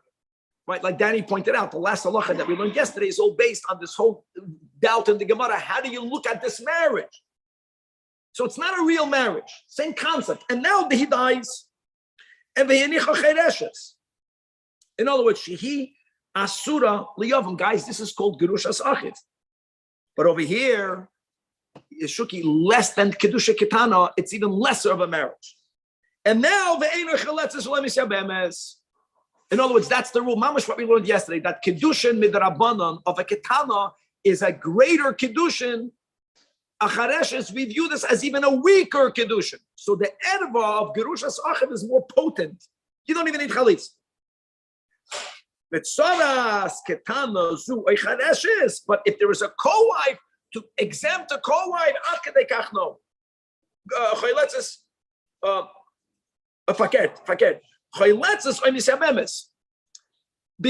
because since she's an erva, beautiful, she's out of the picture. Now, normally, what do we say? That if an erva is out of the picture, she takes the co-wife out of the picture. Guys, this is beautiful. Here, she doesn't take the co-wife out of the picture. Why not? Because she's not really married. She doesn't have a co-wife. If the other marriage is biblical. So there's only one wife. Now,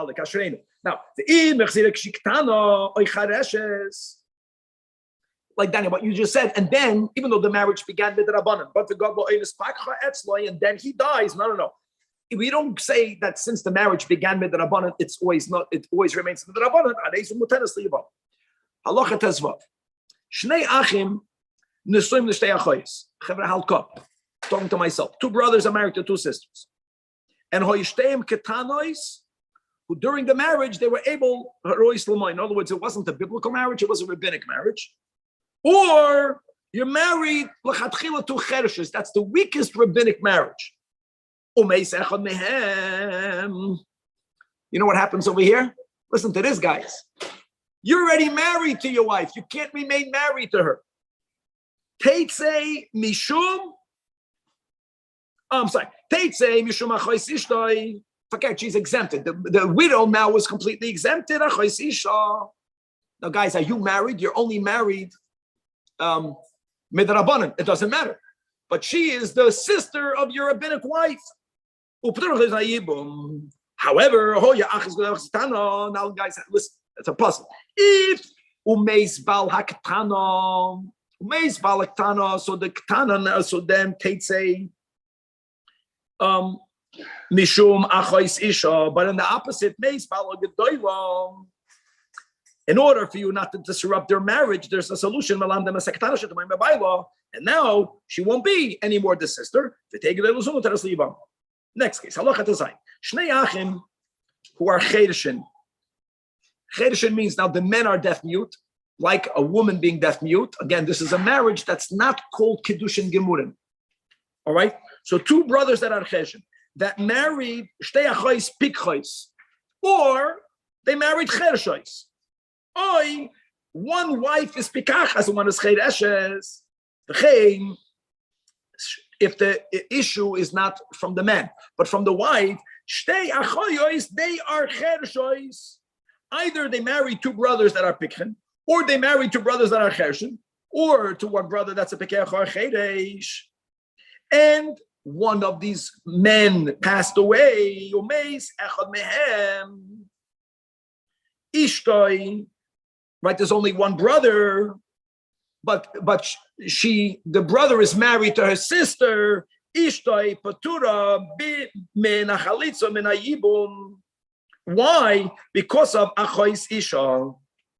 Because since all of these marriages are on the same level, right? Shaharei ein nesuya echad mishnei nesuim gemurim.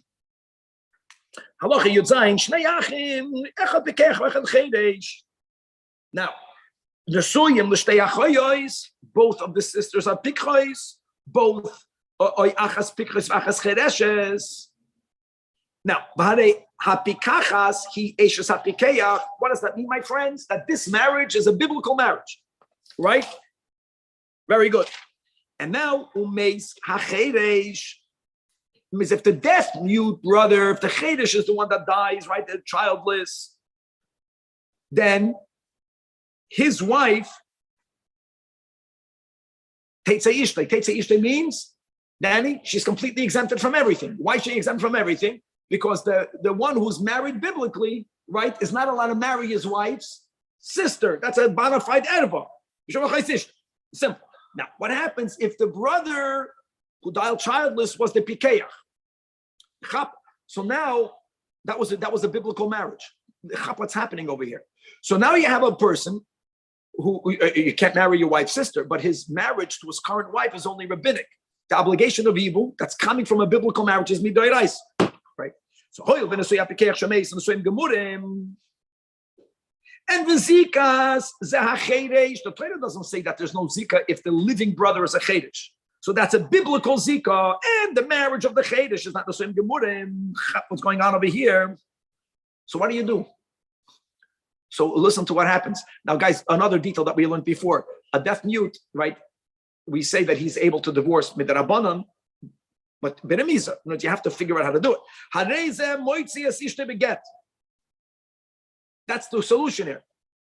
We can't exempt the sister from Yibum or vachalitza because there's a biblical bond. So he has to divorce his wife. And you know what? The Ashes, Achiv, Hapikeach, and now this widow, this is the case that we said in the intro. It's a very sad case. That will be the only case. There's no solution for her. Asura lo'olam. She'ena yochel lichnois, Listen. And 1 second. Why can't he do Yibum, Danny? What is she called? She's called Achois Girushase. It's marriage enough that she's Achois Girushase. Now, 1 second. Do chalitza. Guys, we learned in the beginning. A chedesh cannot do chalitza. Chalitza's chedesh ain't a klum. This is the checkmate case. This is the only checkmate case. It's what you play. So what happens, guys? This woman has to wait for him to die. It's very sad. She remains an aguna. And he loses his first wife. No, it's he gets messed up and she gets messed up. At least people feel better. Not one-sided. They're both in big tzaddis. Wow. Now, it says that, 1 second. So 1 second, why are you, my friends, halka? Now 1 second, you can make an argument. A chedesh, my friends, is not a ben chiyuv. He's not mechuyev mitzvahs. He's not mentally developed fully. So why are you forcing him? Why don't we view him at least? Listen, she's messed up, but at least don't ruin his life.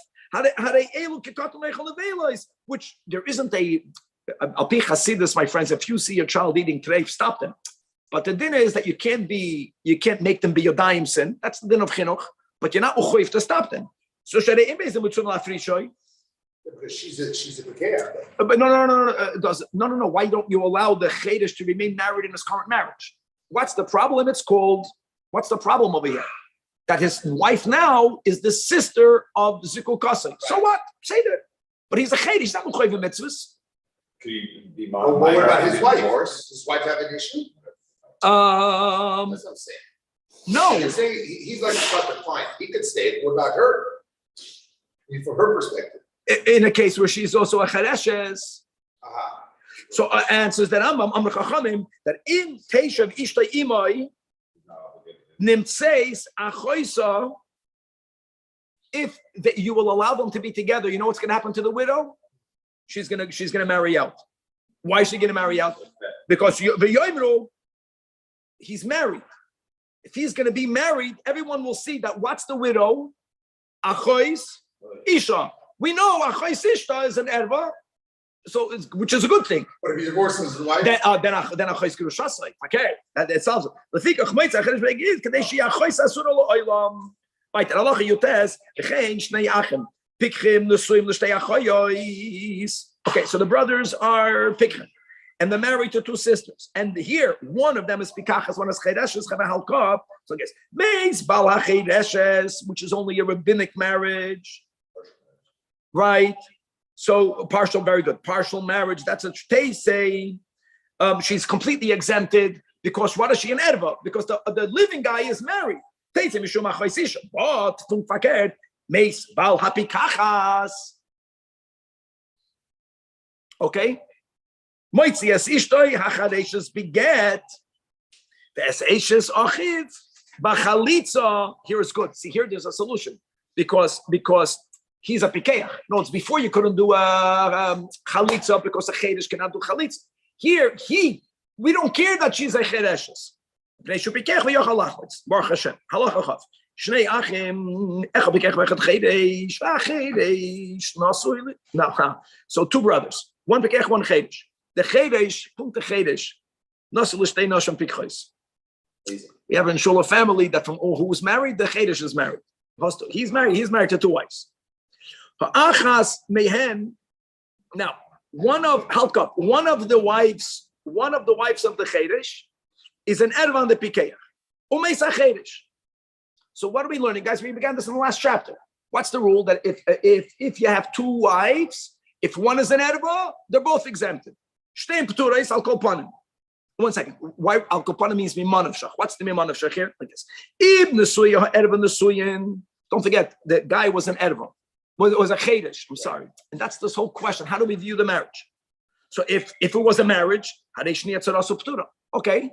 So the marriage is a marriage, and now one wife is an erva. If it's, we don't even view it as a marriage. So she's like a zara.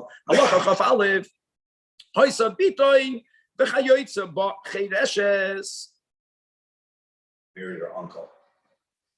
Unesuya married an uncle. That's a pikeach. Exactly, Shmuley. So Reuven married his niece, who is a chedeshes. And now Shimon, right? Reuven had a co-wife. Tzarasa chayletzes v'loy misyabemes. So there, in other words, she'enesuya chedeshes gemunen. So there is only chavra, one other wife. But you're not going to do Yibum to the other wife because epis, there is a marriage. That's the whole thing about the Soy Chereshes. Final halacha base. Kol makim shemanu malachas elu shtei achoyos. The Rambam, this is a general rule. Two achoyos doesn't dafka mean two achoyos. It can mean a mother and a daughter. It can mean two women that you cannot marry both of them. That's all it means. As an example, two sisters, echad shtei achoyos, or isha bita, or a mother and a granddaughter. Doesn't matter. V'chayotze bahem. Inyan advarim is shehem shtei nashim. That one is an erba with the other. You cannot be married to both. And the EF shall sustain because of the din of an erba. Or it doesn't only mean that case. Guys,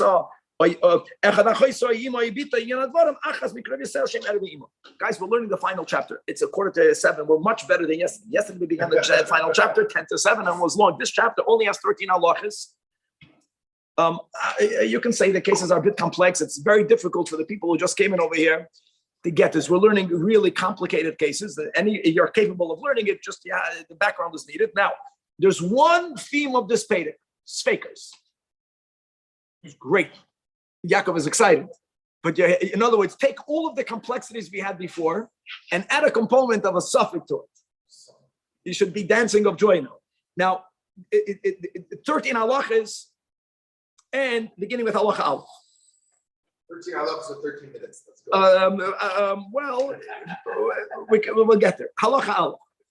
Misha Kidesh. Guys, it's such a disappointment that tomorrow will be easy and short. After this, Nebach. It's like you did the marathon and then you stop go for a walk. It's like almost boring. Let's enjoy it now, as long as chaparayim. Misha Kidesh achas mishtei achos. You marry one of two sisters. The en yidu ezem kiddush. I know it sounds weird, but what happens, just for example, we had this above. A father has the right to marry off his daughters. He has two daughters. A man went over to the father. He gave kedushin for one of your daughters. Just one of these cases where there's kedushin. There's nothing you can do with it because you don't know which one you got married to. And now, this chacham, who never clarified which wife, he passes away. No children. And he has one brother. Now, guys, what's the issue here? You don't know who his wife is. Right? He has to do vachalitza to both. Why is that? Because what did we learn in the last chapter? There's something called achois zikukase. He's bound to one of them. The other one is a sister to the one that he's bound to whom you cannot marry any of them. Each one is a choisukokasi, the basis of the wife. So you do chalitza with both. Because one of them is your bona fide yivama. Very good. Now, if the guy who passed away doesn't have one brother, has two brothers, Yaakov is thinking over, you have to look at his faith, take a picture. So there's a sefer. So here there's a solution, but it has to follow this order. One of the two brothers the first act has to be chalitza. Once chalitza is done to any one of them, the other brother has an option to marry the other one. Why is that, my friends? Al kaponim always means, guys, we would call this miman nafshach. If this daughter, the wife, that's taka the wife.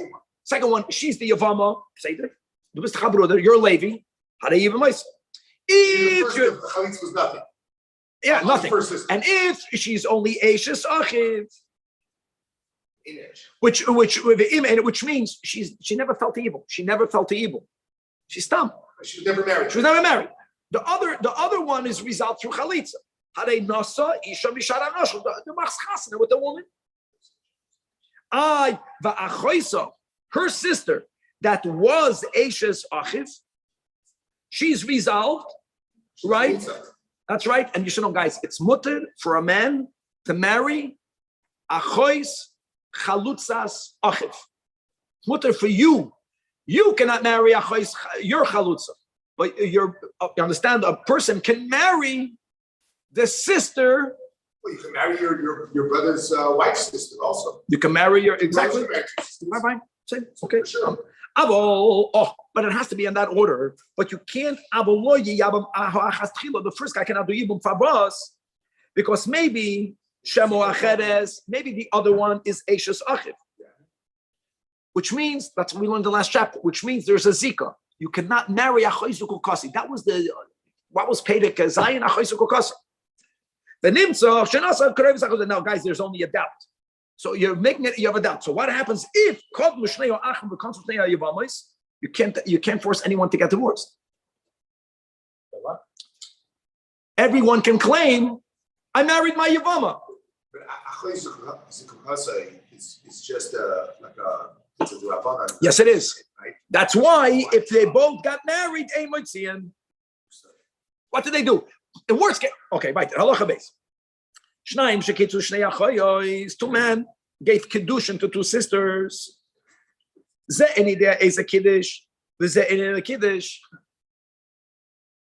Funny cases. And now both of them passed away.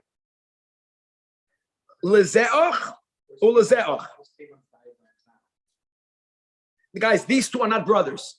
These two are not brothers. These are two separate people. Each one has a brother.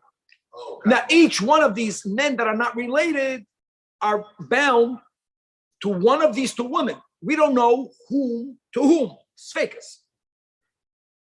Zeh choylitz l'shteyem, v'zeh choylitz l'shteyem. Same thing. Why can't they do Yibum? What's that called? Achois zukukasei. He has a zika to one, yeah?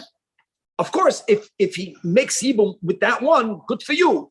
But if the other one is the one whom you're bound to, what is she? The sister of your Zukuka. Simple, mighty. Simple after we happen. Now it gets more exciting. Two men not related. They married two sisters. We don't know who married whom. Both of these men passes away. One of these men only has one brother. Lezeshnaim is the case of Halacha Aleph. What did we say in Halacha Aleph? Right? That one brother does chalitza and the other one can do the Yibum. So what happens over here? Ha Yechidi. No, the one that is the only brother, on him only, he has to chalitza to both, as we just learned in the beginning of Halacha Beis.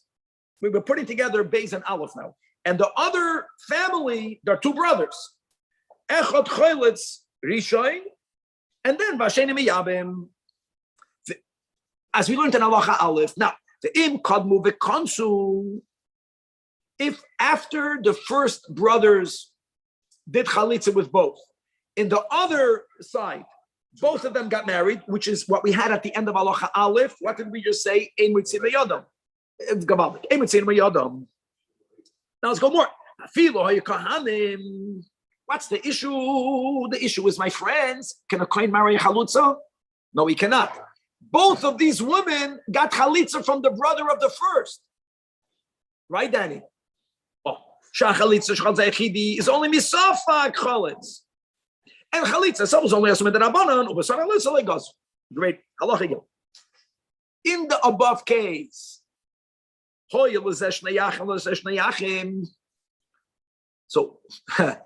each one has two brothers.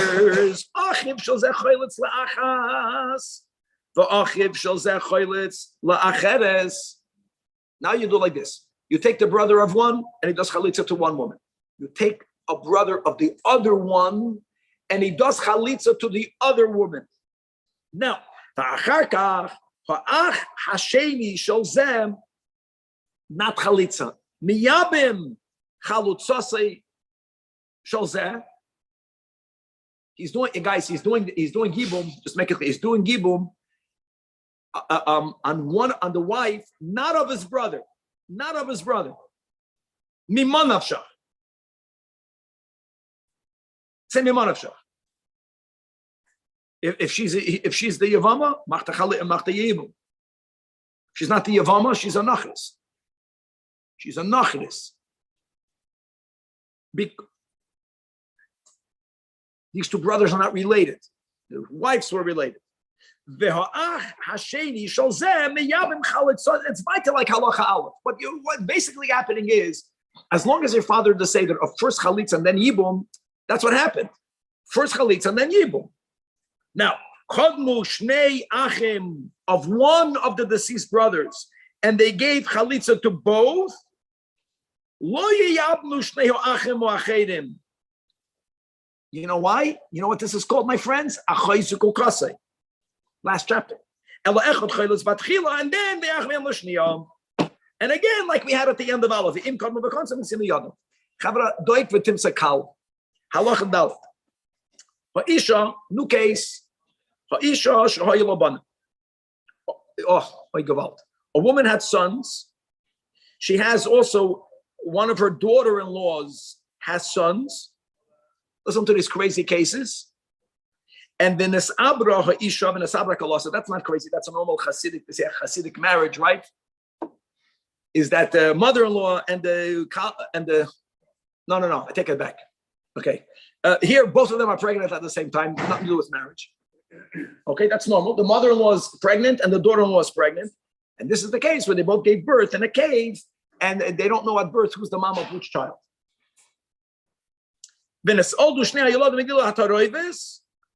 We just don't know who is who. Now, guys, each one of these brothers, each one of these children has brothers. We just don't know which set of brothers are the brothers of this and which one is the brothers of that. Both of these kids that are mixed up, they don't know who the mom is. It's either the mother or the daughter-in-law. They get married and they die. Who has to do Yibum? The brothers. We don't know who his brothers is. Pasha, a guy has brothers. We don't know the brothers. It's all, both of them got married. Both of them died. Both of their brothers have to be matir, the widow. They're called uncles. Very good.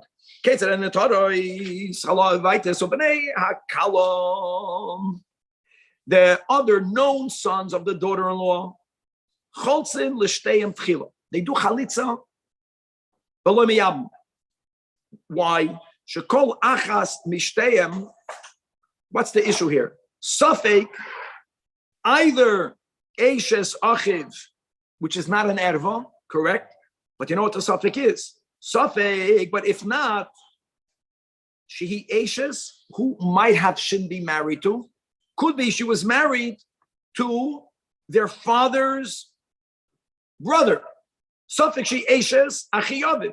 Eishes Achi Aviv, right? The uncle, the one who married the uncle. If she was born from the mother, then it's the Bnei Kala's uncles. That's an erva. She erva Olaf. You're not allowed to marry the wife of your father's brother. She all came from that same original mother. So therefore, Yibum is not an option. But that's only in that side. But the Bnei has a Kana.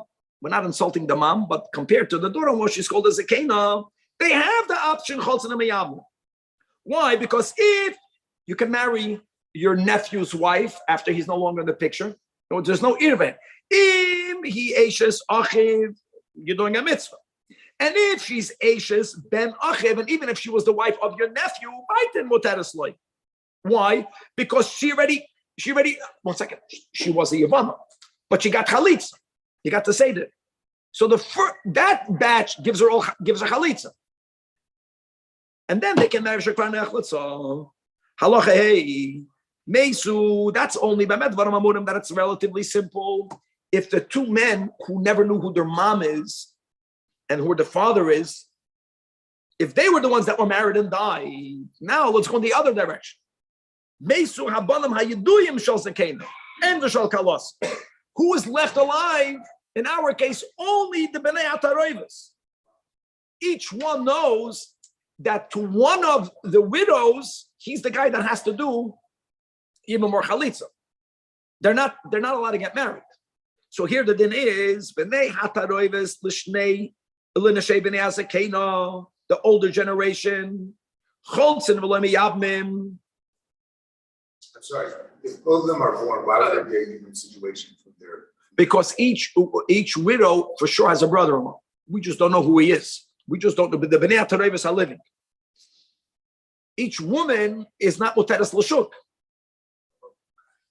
You got it? Because now we knew who the man was. We don't know which one of these two are the brother-in-laws.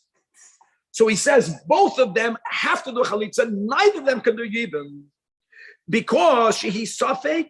One of them, guys, right? She is the aunt of one of them. Whichever one she's the aunt to Erva. We don't know which one. She's safek. She Erva Olav. Now, one of them is the brother-in-law. We don't know which one is which. To cover, they need to be resolved. So both of them will give both of them chalitza. What about the wives of the bnei kala? So that's that. Here it's the opposite. The widows of the known bnei mother will only get chalitza because the bnei ataroives, one of them is also mitzad erva. What about the widows of the younger generation? The older generation can marry. Echad choylitz batchila v'echad miyamim mimanav shach al kol panim. Im ben hakalo hu zeh shecholatz tchila. So then hadei cholatz eishes achiv, and bahasheni min ataroivis. If that will be the case, is the ben hazekeno. Umutaloi lisa eishes benachim acha shenechtzam yavam. But im zeh shecholatz tchila hu ben hazekeno hadei cholatz leishes bnei yochim lo yasa klum. Vasheni ben tarevis hu ben hakala, and you're doing the act of Yibum. Gewaldik halachavav. Guys, a new case of Suffolk. We learned the whole time the concept of havchana. Someone didn't do havchana, and therefore we don't know where is the tata. Right? This woman did not wait. She gets married. She gives birth. We don't know in ben tishal rishon ben shivla as we spoke so much about. And both of these men have other sons. Same concept. You understand the suffix here? It's not that they were born together in a cave. So yes, who got married? Who died?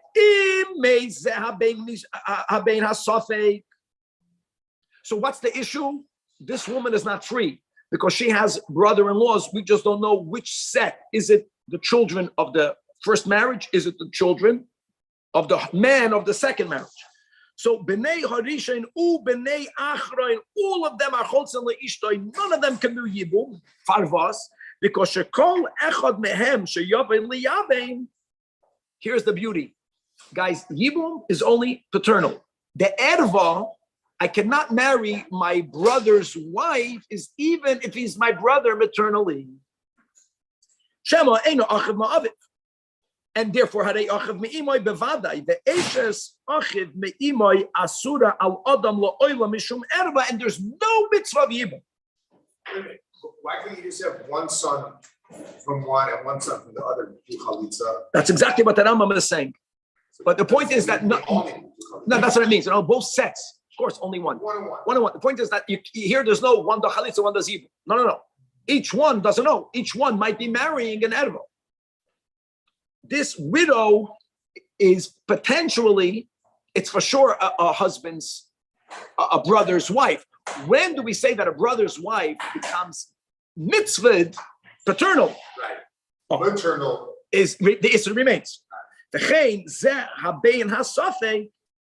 If he is the one that lives, guys, and the other brothers dies, his option is only choylitz and not the minayavim because both sets. Right. Ashkaya, right? Hemshech, right. Now, hoya ben larishin ben lasheni, hoya ben larishin or ben lasheni. These both of these men. See, before there was a paternity. Here, they both have a child, not from this woman.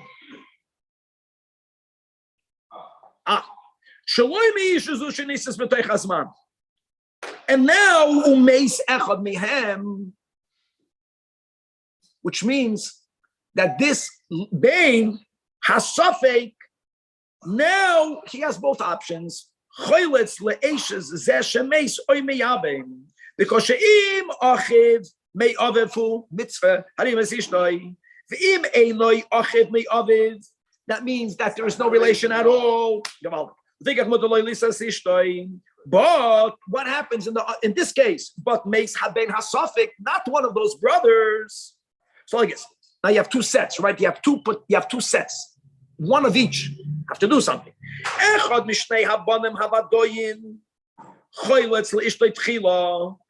now, like we had an halacha aleph, you can do marriage. Al kapara means mimanashach. Which means and this woman got chalitza, so she's muteres l'shuk. He's called l'shuk. Almost there. Halacha test.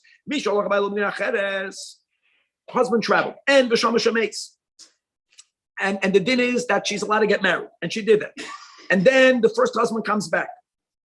What's the din, my friends? Asur l'bal, asur l'boy. But you need a get. No get was given. And now both of these men died. Both of these men died. And each man had brothers. Achiv shel zeh v'achiv shel zeh cholzim l'miyabnim. Why is Yibum prohibited? We learned this above. Second marriage, not marriage. It is let's go.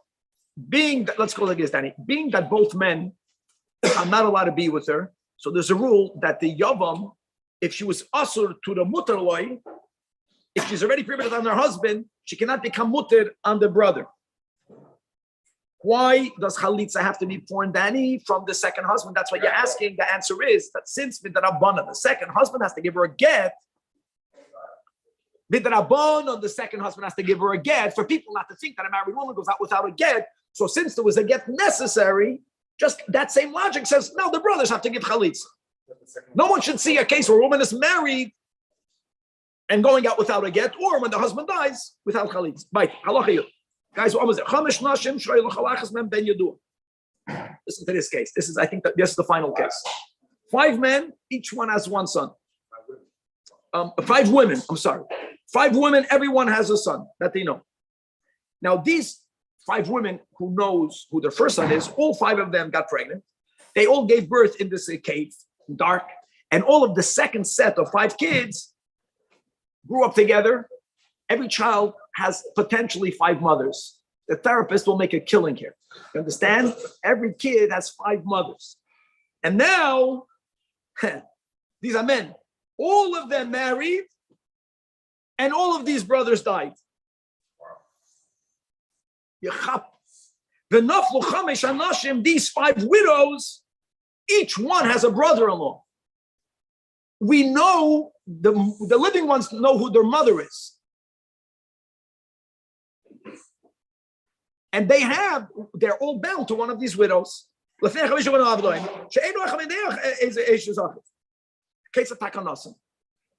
Very simple.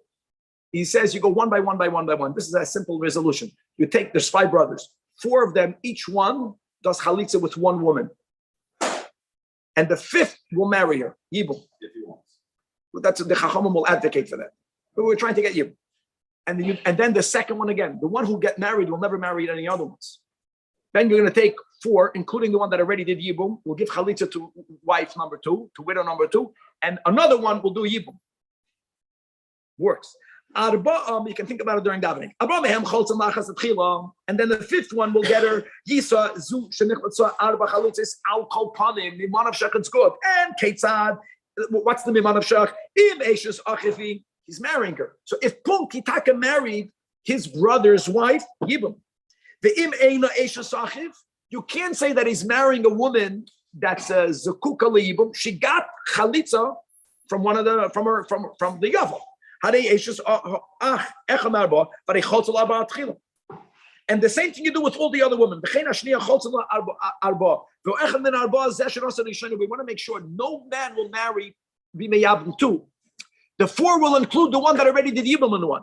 And what's going to be at the end? Every one son is going to end up doing Yibum with one. And all of them are good. Now that Rambam Dichebra, we are concluding.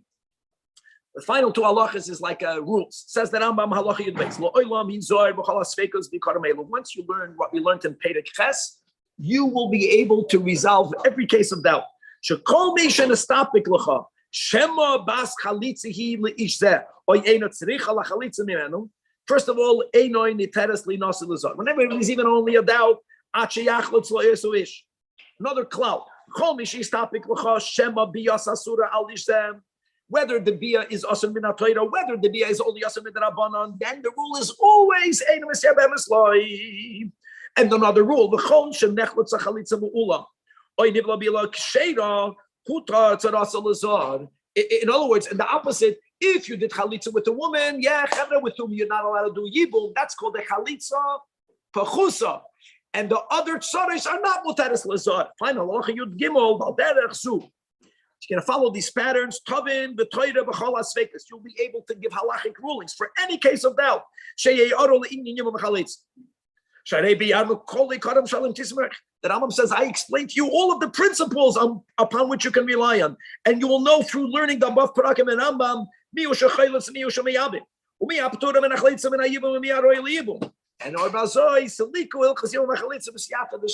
have a big mazel tov. Tomorrow, tomorrow is going to be a walk in the park. Mamish. What time tomorrow? Yeah. I think maybe